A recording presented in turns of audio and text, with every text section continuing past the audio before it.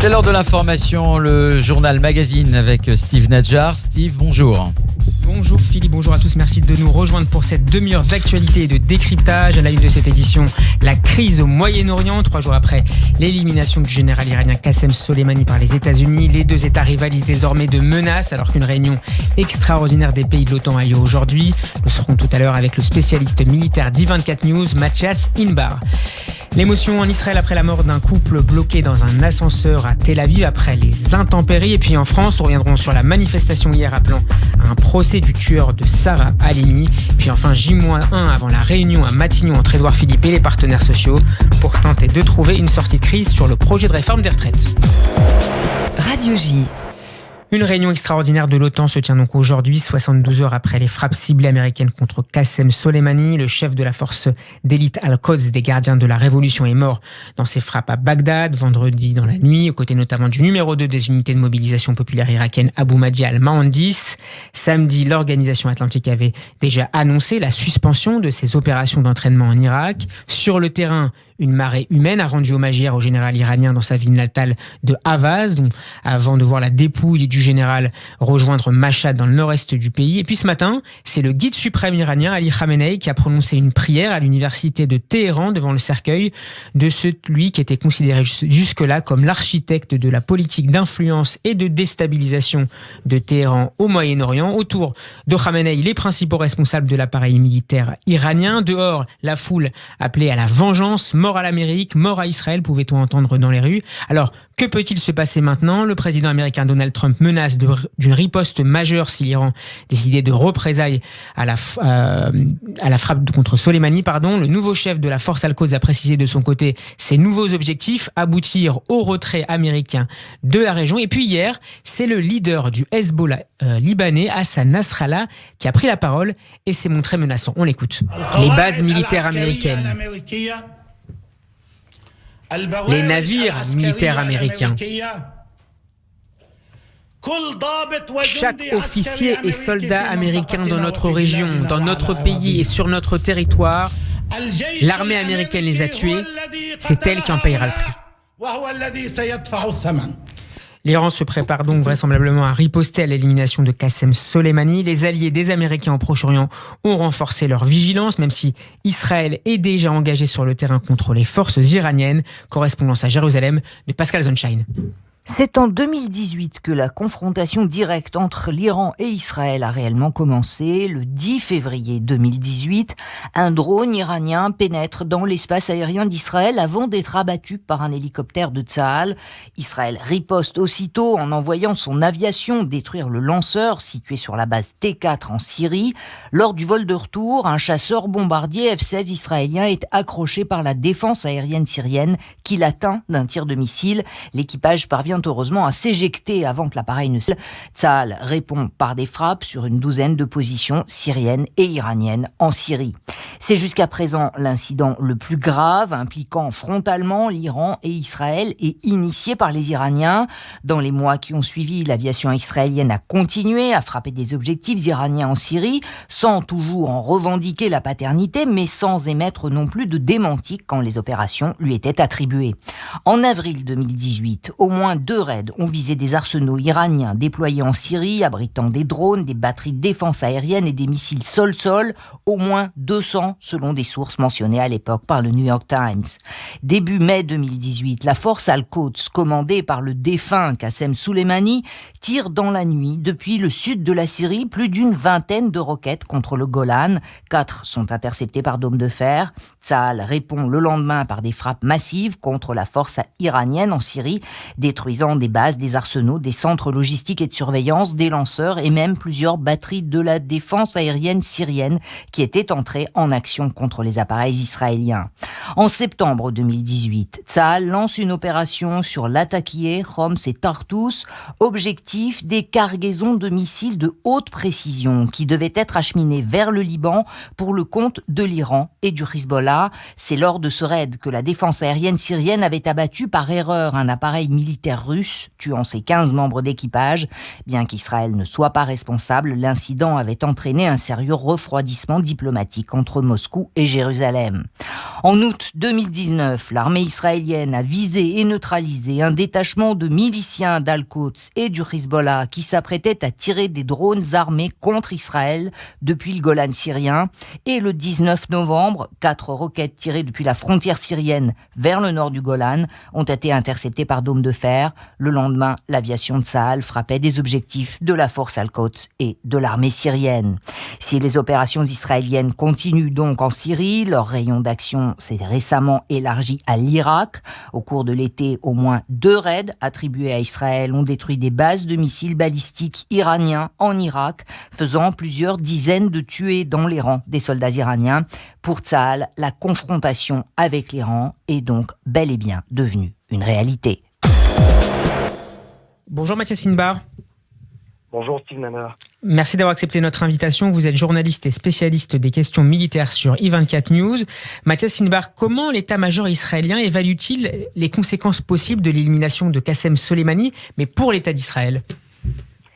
Écoutez, j'avais un briefing ce matin auprès de l'un des services de renseignement de l'armée israélienne qui me disait qu'il fallait être devin aujourd'hui pour savoir exactement qui et de quel pays allaient partir ces fameux missiles tirés par les milices iraniennes ou par l'Iran directement. Parce que, effectivement, alors quand je dis devin, c'est-à-dire qu'il y a des estimations, il y a des rapports, des renseignements, mais il n'y a pas de certitude. La balle est dans le camp des Iraniens et ce sont les Iraniens eux-mêmes qui vont décider ou non d'activer les missiles ou d'activer des milices en contradiction, en rapport, si vous voulez, avec Israël. Est-ce qu'on peut imaginer que l'Irak soit un terrain de jeu privilégié pour ces affrontements entre les Iraniens et les Américains, plutôt qu'Israël ? Ce qui est certain, Steve, c'est que les Iraniens, visiblement, ne vont pas demander au Hezbollah d'opérer depuis le Liban.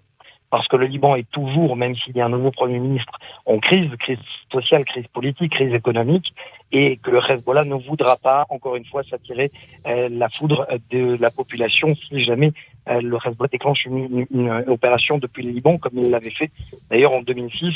Celui qui avait donné l'ordre, c'était à l'époque un certain Qassem Soleimani, depuis le Liban. Donc là, visiblement, si l'Iran opère, ça sera soit de la Syrie, soit de l'Irak, effectivement, ou du Yémen, parce que nous sommes très proches de la mer Rouge et qu'il y a dans la mer Rouge également des intérêts israéliens sans en dire plus. Donc, visiblement, voilà les 3 zones géographiques à partir desquelles l'Iran encore une fois, soit les milices, ces proxys pourraient déclencher une opération. Faisons un peu de politique fiction, Mathias Inbar. Dans quelle mesure, en cas d'escalade, le front intérieur israélien serait-il prêt à un réchauffement sérieux de sa frontière nord ? Écoutez, cela a toujours été le cas. C'est-à-dire que depuis la deuxième guerre du Liban en 2006, la plupart des ministres de la Défense, et celui qui avait d'ailleurs tenu ces propos, c'est Avigdor Lieberman en tant que ministre de la Défense, il avait dit il n'y aura plus jamais de guerre du Liban, il y aura une guerre du Nord. C'est-à-dire que aujourd'hui, les fronts nord libanais et syriens ne font plus qu'un. Donc ça, on le sait du côté israélien, si jamais il doit avoir une confrontation directe ou indirecte avec l'Iran, le front nord s'envenimera. La raison pour laquelle, d'ailleurs, il y a des entraînements, et vous parlez de réalité fiction, ces entraînements-là, qu'ils soient en Israël ou à Chypre, pour tester les terrains topographiques que les soldats pourraient trouver ou retrouver plus exactement sur le front nord, ils sont tenus par l'armée, ils sont fréquents au niveau de l'armée pour justement faire en sorte que les troupes soient prêtes le moment venu.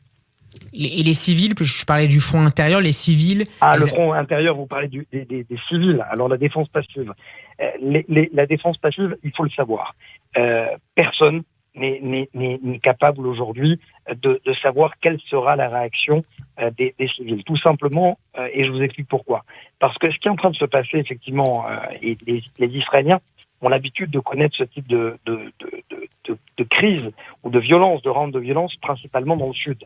C'est-à-dire que les villes d'Ashkelon et d'Ashdod sont touchées Les villes de Tel Aviv sont visées, certes, quand je parle des villes, c'est-à-dire au centre du pays, mais ce ne sont pas des centaines de missiles ou des milliers de missiles qui pourraient s'abattre en une seule journée, ce qui est de l'ordre de l'arsenal du Hezbollah. Donc pour l'instant, effectivement, certains ex-généraux comme Yitzhak Brik, par exemple, tirent la sonnette d'alarme et disent que en cas de conflit dans le nord, eh bien l'arrière-front, les civils ne sont pas préparés parce qu'il y a aujourd'hui 800 000 domiciles en Israël qui ne disposent pas de chambres sécurisées, le fameux mamad en hébreu, les chambres blindées, mais rien ne dit que ces missiles-là vont s'abattre en territoire israélien. Est-ce que le système d'hommes de fer, est-ce que les systèmes fronde de David vont être capables d'intercepter? Il n'y a pas de 100% de réussite. La question est de savoir effectivement si le degré de résilience de la population est le même qu'il soit à Ashdod, Ashkelon ou dans le nord. Le New York Times le rappelait ce week-end, le Mossad avait envisagé dans le passé à au moins 2 reprises ces dernières années d'éliminer Qassem Soleimani, notamment en 2008 au moment de l'opération contre le responsable militaire du Hezbollah, Imad Mougnier. Du point de vue israélien, est-ce qu'il est préférable que les États-Unis se soient chargés de cette mission contre Qassem Soleimani ? Oui, il n'y a pas que le Mossad, d'ailleurs, l'intégralité des renseignements militaires israéliens avaient dans leur viseur Qassem Soleimani, et ce, depuis des années. Si vous le voyez, d'ailleurs, si vous analysez la manière dont les Iraniens réagissent à cette élimination, ils accusent d'abord, et ils pointent du doigt en premier lieu, les États-Unis. Donc, il vaut mieux, effectivement, et il valait mieux pour les Israéliens que ce soit les Américains qui appuient sur le bouton plutôt que des opérations israéliennes, sans donner plus de détails. Et finalement, on est rassuré à Jérusalem de voir Donald Trump choisir une réponse dure aux provocations iraniennes, après s'être inquiété de ces silences, notamment après l'attaque contre l'Arabie saoudite en septembre dernier. C'est une bonne nouvelle pour Israël ? Alors, difficile de dire si, vous savez, lorsqu'il y a un embrasement de la région, difficile de savoir si c'est une bonne ou une mauvaise nouvelle. Ce qui est une bonne nouvelle, en revanche, c'est de dire qu'effectivement, l'architerroriste des Bild, d'ailleurs, allemand, disait que de Qassem Soleimani qu'il était un monstre. C'est-à-dire que, sans donner de jugement de valeur, cela fait 25 ans que Qassem Soleimani tissait sa toile terroriste dans le monde entier. Et donc, c'est une bonne nouvelle pour la lutte antiterroriste dans le globe. C'est une bonne nouvelle, en fait, pour quasi l'intégralité des pays du monde entier, hormis, bien évidemment, les profits de l'Iran. En revanche, est-ce que c'est une bonne nouvelle que les Américains l'ont fait maintenant plutôt qu'hier ou demain? Ça, on va le savoir dans les prochains jours. Bien évidemment, du côté de Jérusalem, on se satisfait et d'ailleurs, Benjamin Netanyahou ne s'est pas privé de le dire, on est main dans la main avec les États-Unis dans la lutte antiterroriste. J'aurais aimé, cela dit, c'est un message personnel, que lorsqu'il y a une frappe israélienne en Syrie ou en Irak qui est attribuée à Israël, où Israël se tait pour ne pas justement minimer la situation et que les États-Unis immédiatement, par la voie du Pentagone, disent que ce n'est pas eux qui ont opéré et donc renvoient la balle du côté israélien. J'aurais aimé que ça soit exactement plutôt la même chose dans ce genre de cas. Que peut-il se passer maintenant sur le dossier nucléaire ? On imagine que l'Iran va totalement se désengager de l'accord signé en 2015. L'Iran, de toute façon, n'a aucun intérêt à ce que son arsenal, alors pour l'instant, je me reprends, que son programme nucléaire soit dans la ligne de mire des chasseurs, qu'ils soient américains ou israéliens. Parce que c'est l'entreprise quasiment de toute une révolution islamique, de l'avènement, si vous voulez, de la révolution islamique de 1979. Donc oui, effectivement, les Iraniens ne vont plus ou quasiment plus respecter, si tant est qu'ils l'avaient respecté, ce JCPOA signé en 2015 à Vienne.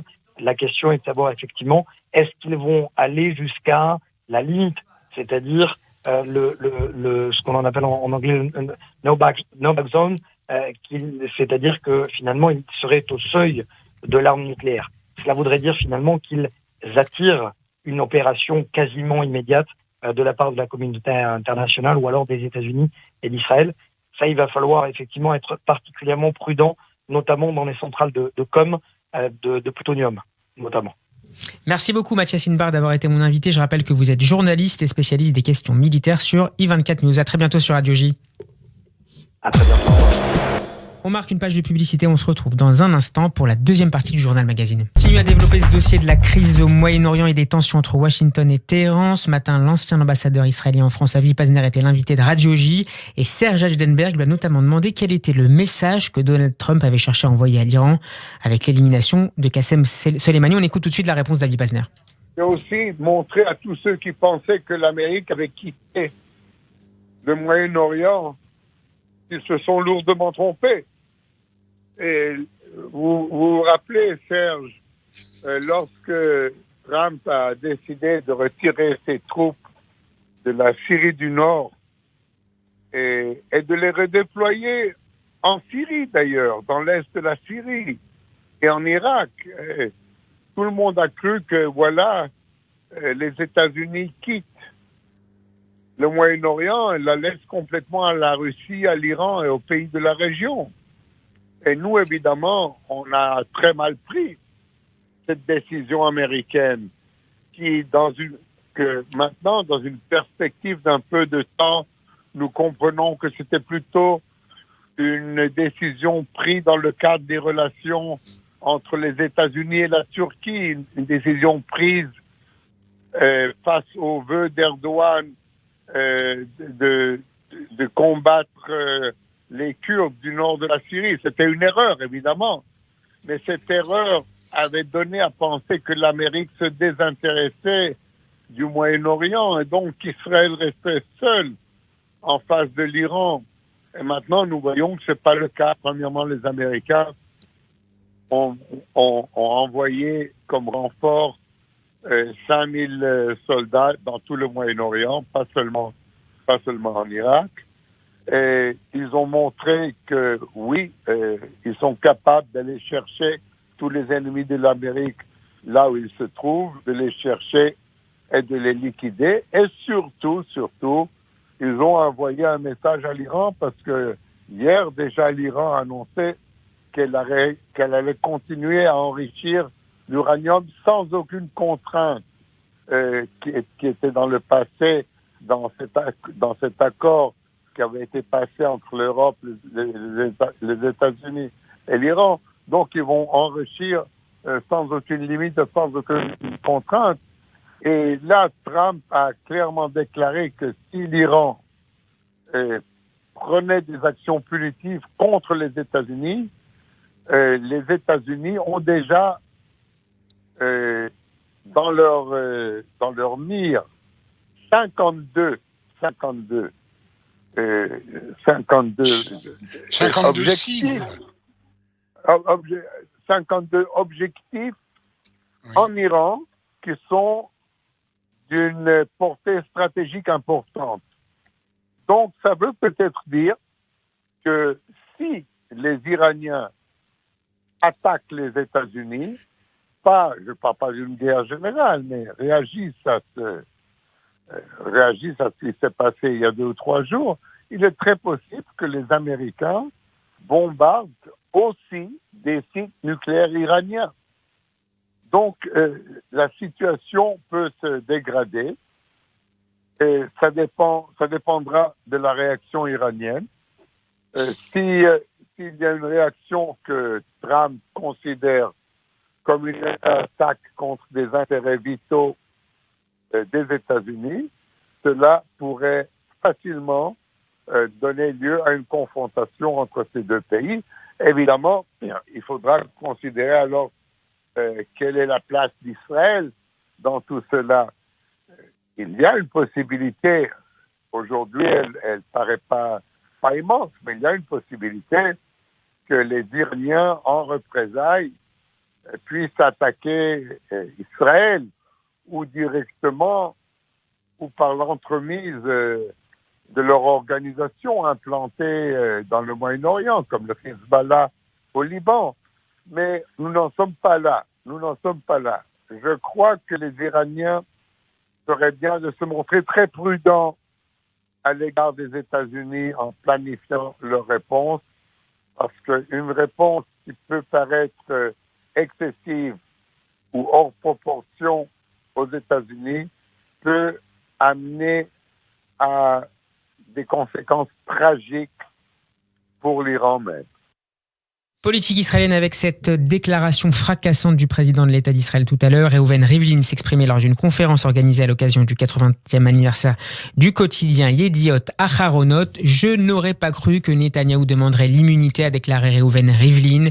Il avait accepté le principe d'une mise en congé de ses fonctions en cas d'inculpation et donc je ne pensais pas qu'il demanderait l'immunité, a ajouté le président de l'État qui n'entretient pas les meilleures relations avec le chef du gouvernement sortant, mis en examen, je vous le rappelle, en novembre dans 3 affaires. Ruby Rivlin s'est également prononcé sur la manière dont il envisageait les prochaines élections générales du 2 mars prochain. « Je sais que je devrais décider et pour cela, je consulterai des conseillers », a indiqué le président israélien. « Je poserai toutes les questions nécessaires et je peux vous garantir que je ne prendrai aucune décision en fonction de telle ou telle personnalité. » On vient d'apprendre par ailleurs que le conseiller légal de la Knesset, Egal Inon, va se désengager du dossier d'étude de la requête d'immunité déposée par Benjamin Netanyahou la semaine dernière. Il évoque un conflit d'intérêts. On en reparlera dans le prochain flash d'information.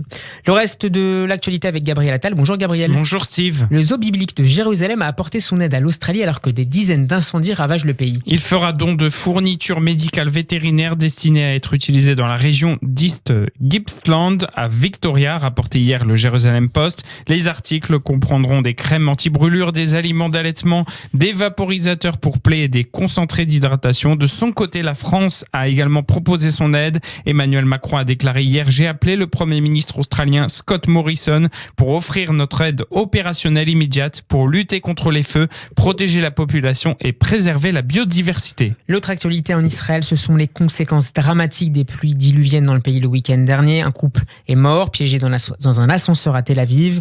Din Yaakov Shoshani et Stav Harari avaient 25 ans. Benjamin Netanyahou s'est engagé, je cite, à clarifier les circonstances de l'incident. Et c'est l'un des titres principaux, évidemment, des médias israéliens aujourd'hui. Revue de presse préparée par Olivier Granilik en partenariat avec Studio Kalita. Vous êtes ensemble à présent pour tout le temps. C'est le titre du Israël Hayom qui nous annonce que Din Shoshani et Stav Harari qui ont été enterrés hier l'un à côté de l'autre. Ce sont les 2 jeunes habitants de Tel Aviv qui ont péri dans la catastrophe de l'ascenseur. Ce samedi, le Israël Hayom nous explique que la centrale d'urgence de Tel Aviv n'a pas réussi à faire face aux nombreux appels en raison de pluies et diluviennes de cette fin de semaine. 3 standardistes pour 2735 appels. C'est le terrible constat fait ce matin par le quotidien. Une enquête, nous dit l'Israël Hayom, a été ouverte pour connaître les raisons de cette catastrophe. Je vous rappelle que ces 2 jeunes ont été pris au piège dans un ascenseur ce Shabbat alors qu'ils essayaient de rejoindre le parking de leur immeuble. L'ascenseur a été inondé. Ils ont donc péri dans cette catastrophe. Une mort qui aurait pu être évitée, c'est ce qu'estime en tout cas le Yediot Aharonot ce matin. Les pompiers sont arrivés trop tard pour sauver Din et Stav. Les secours ont mis près de 50 minutes pour arriver dans le sud de la ville, mais quand ils étaient arrivés, c'était déjà trop tard, explique ce matin Meir Torjman, le journaliste du Yediot Aharonot. Le Maariv nous apprend, lui, que les intempéries d'hier ont fait une autre victime, un homme de 72 ans, qui a été emporté par les courants de la pluie dans sa voiture. Ça s'est passé près de Rishon LeZion. On marque une dernière pause pour se retrouver dans une poignée de secondes. On écoutera notamment Quentin Tarantino parler en hébreu pour fêter son Golden Globes. À tout de suite. Et en France, 33e jour de grève consécutive comme pour chaque rentrée de janvier. Le gouvernement s'est réuni aujourd'hui pour un conseil des ministres. L'occasion de peaufiner sa stratégie pour cette semaine décisive dans le cadre du projet de réforme de retraite, Gabriel. Demain, les concertations entre syndicats et exécutifs vont reprendre. Le Premier ministre Édouard Philippe recevra au ministère du Travail les partenaires sociaux. Jeudi est prévue une 4e journée de grève et de manifestations interprofessionnelles sur l'ensemble du territoire. La CFDT n'a pas appelé à manifester ce jour-là. Dans ce cadre, le secrétaire du syndicat réformiste Laurent Berger a proposé hier soir sur le plateau de France 2 une conférence de financement. Sur la question financière, parce que la CFDT ne se désintéresse pas de l'équilibre du régime des retraites, eh bien, on convoque une conférence de financement des retraites qui, jusqu'à fin juillet, fin septembre, travaille à des propositions pour l'équilibre du régime à moyen et long terme. Une proposition accueillie à bras ouverts par le ministre de l'économie et des finances Bruno Le Maire. Ce matin sur France Inter, il a jugé cette proposition bonne. Laurent Berger propose hier qu'il y ait une conférence sur cette question du financement des retraites. Comment parvenir à l'équilibre financier ? C'est une très bonne proposition. Je pense qu'il faut saisir la main qui a été tendue par le dirigeant de la CFDT, par Laurent Berger, et regarder avec lui. Gabriel, le ton est différent du côté de la CGT. Sur LCI, son secrétaire général Philippe Martinez a encore critiqué le travail du gouvernement. Vous croyez que ça incite à aller discuter quand le secrétaire d'État Jean-Baptiste Djebbari explique aujourd'hui qu'il n'est pas question de revenir sur les 4 critères de pénibilité. Vous croyez que ça s'appelle une main tendue. La porte n'est pas restée ouverte très longtemps. Ça nous interroge sur la bonne foi du gouvernement, c'est tout. À Paris, hier, plusieurs milliers de personnes se sont rassemblées pour une marche pas silencieuse en hommage à Sarah Halimi. Cette sexagénaire avait été assassinée dans la nuit du 3 au 4 avril 2017 par Kobili Traoré, reconnu irresponsable pénalement par la Cour d'appel de Paris en décembre dernier. Dans les mains des manifestants réunis hier, place de la République, on pouvait voir des pancartes comportant des messages tels que « Sarah, tuée car juive », « En France, on tue des grands-mères parce qu'elles sont juives ». Après une série de discours de Patrick Gluckman, Marek Alter et William Attal, frères de Sarah Halimi, les manifestants se sont rendus au domicile de la sexagénaire rue de Vaucouleurs dans le 11e arrondissement de Paris où ils y ont déposé des veilleuses. « Justice pour Sarah », criait-il. Justice pour Sarah ! Justice pour Sarah ! Justice pour Sarah ! Du cinéma pour terminer ce journal, la 77e cérémonie des Golden Globes s'est déroulée hier soir à Hollywood. Lors de cette remise de prix cinématographique, Quentin Tarantino a remporté le prix du meilleur film et du meilleur scénario pour son dernier film Once Upon a Time in Hollywood. Le réalisateur a remercié en hébreu sa femme israélienne, Daniela Pic. Merci Gabriel Attal. On se quitte en musique avec la chanson phare de la bande originale du film de Tarantino récompensé hier, Treat Her Right de Roy Eads. C'est la fin de ce journal, merci de nous avoir suivis. Prochain rendez-vous avec l'information à 15h avec le Flash. Tout de suite, vous avez rendez-vous avec les duettistes de l'écho présentés par Eric Lewin. Bon après-midi.